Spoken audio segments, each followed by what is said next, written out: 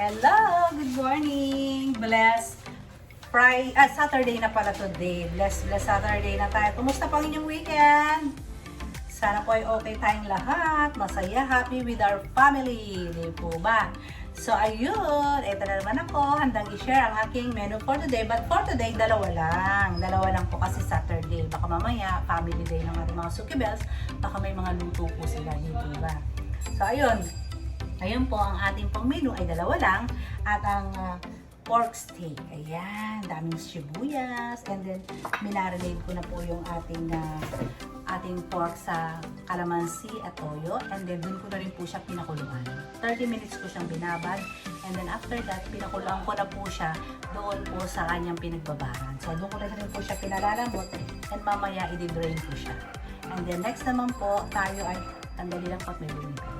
Yun, I'm back. Mayroon na pong bumili. So, ito, again, pinapakuluan ko na yung pork steak. Pag ito po lumambot na doon sa pinagmarinadan ko po, i-drain ko siya. And then, doon ko siya ipapry. Ganun po ba yung style? Yung iba, parang pagka-marinate, pinafry. Ako po, hindi. Pag doon sa pinagmarinadan ko, doon ko rin po siya pakukuluan para po lasang-lasa dito ba. Siyempre, tatabi natin yung pinagpakuluan. And then, magpiprito na po tayo ng luya para sa ating sinampalukang manok. Luya tayo, luya. Alam niyo po ba to? Sinampalukang manok. O baka alam niyo ng tinolang manok. Para din siyang sinigang po to. Yung sinampalukan is parang sinigang, di ba? Siyempre, dahil lalagyan nga natin yung pangsigang. So, lutuin muna natin yung luya. Luya is daki po dito. Luya is daki. Luya. So, ayan, malapit nang lumambot po. Kanina ko pa sinalang tong aking pork steak. Medyo half-cook pa lang. Kasi, pag ganito yung gagawin nyo, papasok na ang timano. Pag kinagat mo yung laman, pasok na yung lasa. Tama, mali po, diba? Kaya yung binabad, pinarito, pag pinirito nyo, kakapit pa yun sa mantika, bubukod pa, diba? Unlike this one, sumipsip na po. Ito lang naman po yung aking procedure, di ba? Sabi nga, kung saan tayo happy, yun ang ating gawin. Ang akin lang po, like ko sinishare yung aking ways. Yun po yung purpose ko nito. Gusto kong i-share sa inyo yung aking ways ang pagluluto. Di po ba? Kanya-kanya naman po tayo ng ways. So, my luya is done. Isama na natin yung ating bawang or garlic.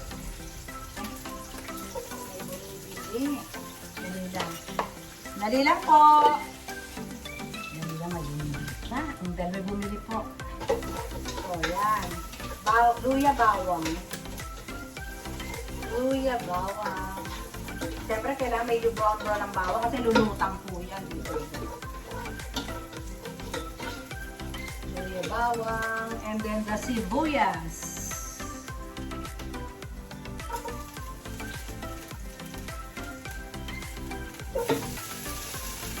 Mas busy ang tindera nyo kasi may tindahan po ako. May sari-sari store po ang inyong tindera. Or mini store. Variety store. Lahat na ng store. Store for all season. Yan. Napakadali lang po nito. Sinampalukang manok. Napakadali. Para lang kayo nagsinigang. Ngayon nga lang, giligisa po siya. Gusto ko lasang-lasa. And then, lagay natin ang maraming kamatis. Dapat. Para masarap. Kamatis.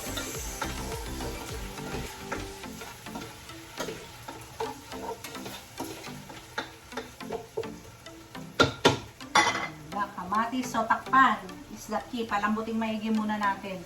Bago natin ilagay si chicken. Okay, so balikan ko kayo. Ako, nagbabalik na tayo. So, malambot na si kamatis. Gisadong-gisado na yung kamatis. Ilagay na natin yung ating chicken. Again, 2 kilos chicken yan. O, maikit pa. And then, lagyan natin ng patis. Patis is the key. Damihan natin kasi sasabawan po natin yan. Ng patis.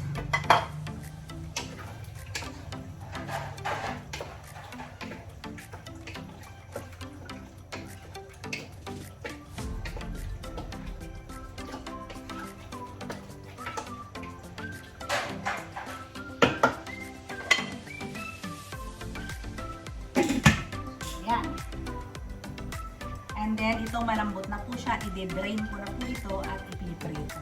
Okay? Balikan ko agad kayo. So, yun. Na-drain ko na. Na-drain na natin yung ating pinakuluan or minarinade na pork steak. Ay, drain natin siya dyan. Tapos, ipapry po natin yan mga madam. Okay? So, bago tayo mag-fry, lutuin muna natin yung sibuyas ng half cook. Doon sa pinaglalagaan nyo, lagyan ng konting oil, inuto natin yung sibuyas. Diba? Halang sibuyas na yun. Ano kaya bihira po ako mag-pork steak. Dahil siya'y maharlik po. So, sa 3 kilong halimbawa baboy, lagyan nyo siya ng half kilong sibuyas. Diba? Or 3/4 para lasang lasa siya. Lalangki kayo sa sibuyas.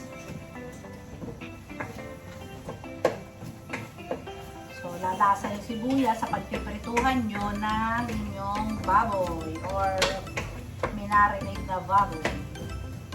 Pwede naman yung procedure nyo na pagka-marinate iprito, pwede rin naman po yun. Pero, habang piniprito nyo, masusunog po yung mantika. Kasi, di ba, yung toyo.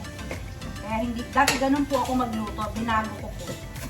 Mas gusto ko yung ganito na piprito ko muna siya ng, ilalaga ko siya sa pinag-marinatean. Parang, try nyo rin po, kayo din, kung bahala po kayo, kung saan kayo masaya. So, ayan, half cook lang yung sibuyas. Diba? Para, mamaya, pag nilagay nyo siya sa luto, sa sauce, ay lalambot siya doon.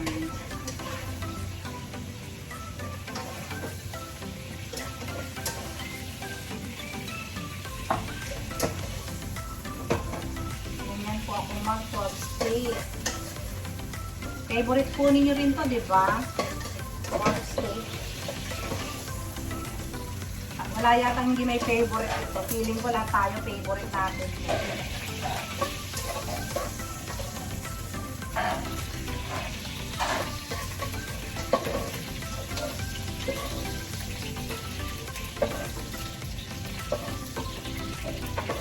Yan, set aside. Okay? And then, dito na tayo sa pork. Palito na natin. Huwag naman masyadong palutungin. Tama na yung lang siya. Mag-fry lang ba? Fry lang natin. Siyempre, takpan kasi yan. Yung mga balat or may mantika yan. Tatalsik po yan mga mga. At least malinis ang oil. Konting fry lang. Takpan ng konti. At hahabulin. Diba? Ganun lang po ang kadaling pork steak. So, ayan. Pulong-pulo na yung ating chicken.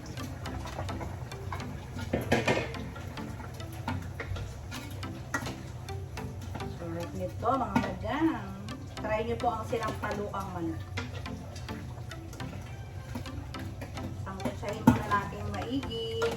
Ito rin very simple. Sobrang simple. Sobrang simple. So, babalikan ko kayo.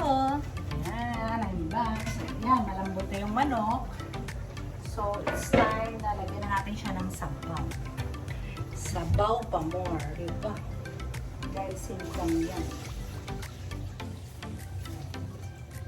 Diba? Lagyan natin siya ng sabaw. And then, lagyan na natin ang nor sinigang. Baka naman. Nor sinigang. Galing.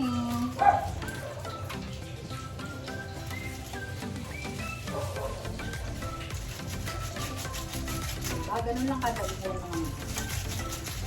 According to your taste na lang, kung gusto nyo lagyan ng alat. Tsaka syempre, lagyan na natin yung sili at sitaw para pag pumulo, diba? Madali lang naman yun yan. Pag tulo na is okay na. Sitaw.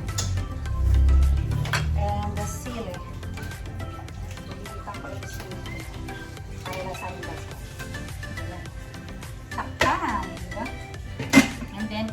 pa rin tayo sa pagpa-fry. Frying is struggle. Diba?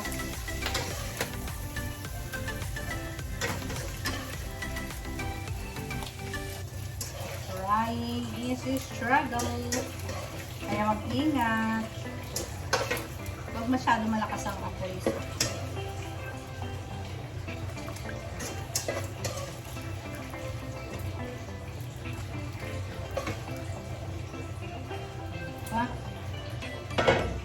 Next, siguro mga dalawang ano pa to, dalawang pretohan. Lahat na. Last portion.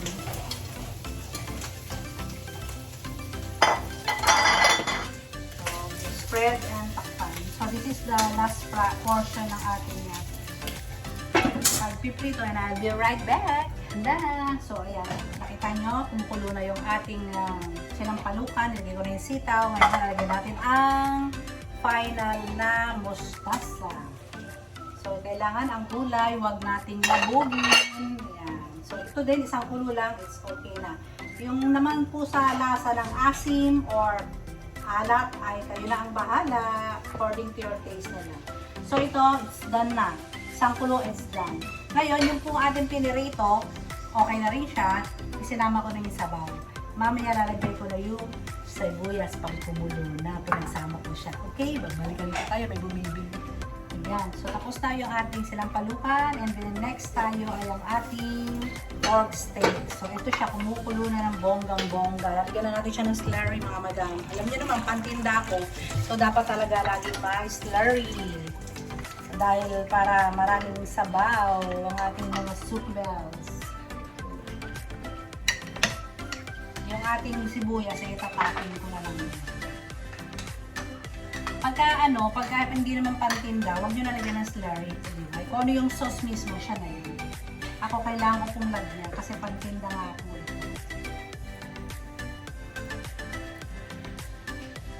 Kailangan natin ng konting extender ng sabaw.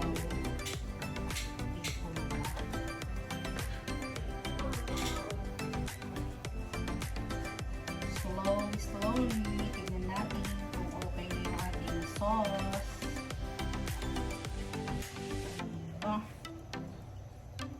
Kulang yung ating cornstarch. So, ayan. Isang kulo lang to and then it's done na rin. Siyempre, lagyan po ng konting sugar para mas okay. Konting sugar. Or lagyan nyo ng oyster sauce. Yun ang pampalapot, pwede rin. At huwag kakalimutan magiging na asin kahit papano. Konting pepper. Kung gusto nyo na medyo may kick ng ahang. So, it's done na. Diba? Lagyan na natin ang sibuyas or onion. Well, ganun lang siya kadali. So, it's bye-bye time na again mga madam. Maraming salamat sa pagsubaybay sa ating munting pagluluto. So again, happy weekend and stay healthy always. Maraming salamat. God bless us all.